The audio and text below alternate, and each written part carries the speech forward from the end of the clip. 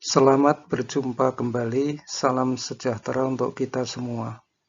Pada kesempatan ini, kita akan membahas pengertian dan klasifikasi liabilitas. Apa yang disebut dengan liabilitas?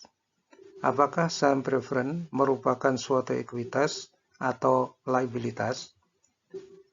Reaksi kita pertama mengatakan bahwa saham preferen merupakan suatu klaim kepemilikan dan perusahaan harus melaporkannya sebagai bagian dari ekuitas.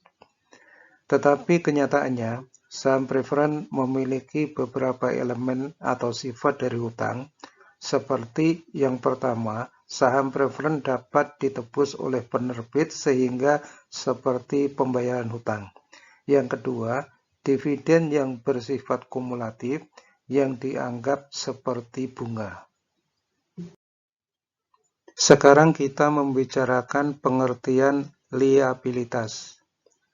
Liabilitas adalah kewajiban kini entitas untuk mengalihkan sumber daya ekonomi sebagai akibat peristiwa masa lalu. Dari pengertian tersebut, liabilitas memiliki karakteristik esensial sebagai berikut.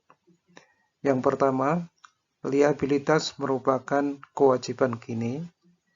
Yang kedua, liabilitas timbul dari kejadian masa lalu. Dan yang ketiga, liabilitas mengakibatkan suatu keluarnya atau outflow sumber daya seperti kas, barang, dan jasa. Sekarang kita membahas dasar klasifikasi liabilitas.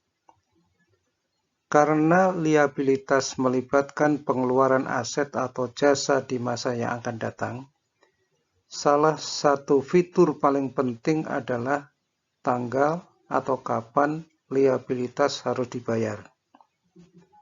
Suatu perusahaan harus melunasi kewajiban yang jatuh tempo sekarang untuk melanjutkan operasi perusahaan dengan menggunakan aset lancar. Liabilitas dengan tanggal jatuh tempo yang lebih lama tidak menunjukkan suatu klaim pada sumber daya lancar. Oleh karena itu, liabilitas tersebut berada pada kategori yang berbeda. Fitur kapan liabilitas harus dibayar menimbulkan dasar pembagian liabilitas menjadi yang pertama, liabilitas jangka pendek, dan yang kedua, liabilitas jangka panjang. Aset lancar adalah cash atau aset lain yang perusahaan secara rasional mengharapkan mengkonversikan menjadi cash, menjual, atau mengkonsumsi di kegiatan operasional dalam satu siklus operasi normal atau 1 tahun.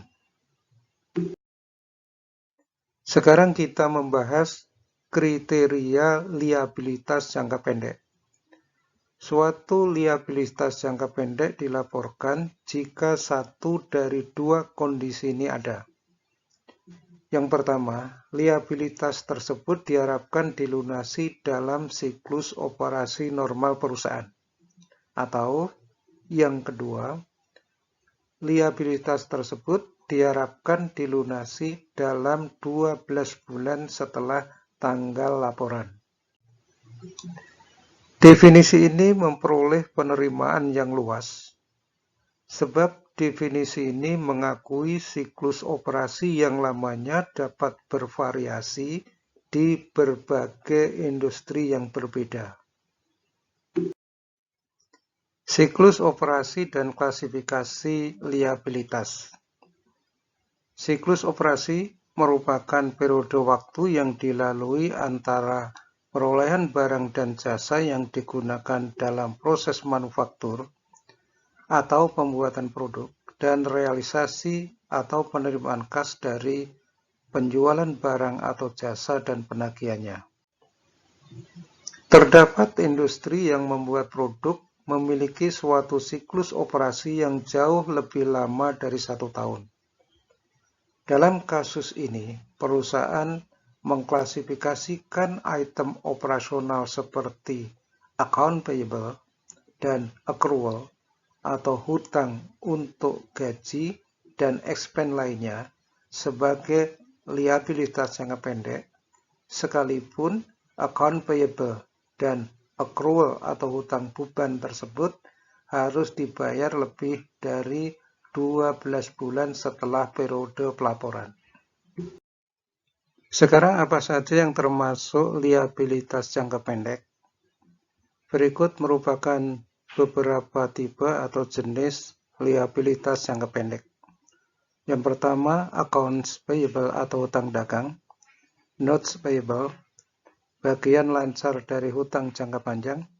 Kewajiban jangka pendek yang diharapkan di refinance.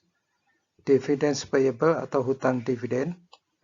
Deposit dari pelanggan, pendapatan diterima di muka atau unearned revenue, pajak penjualan barang mewah dan pajak pertambahan nilai, hutang pajak penghasilan, serta hutang yang berhubungan dengan karyawan.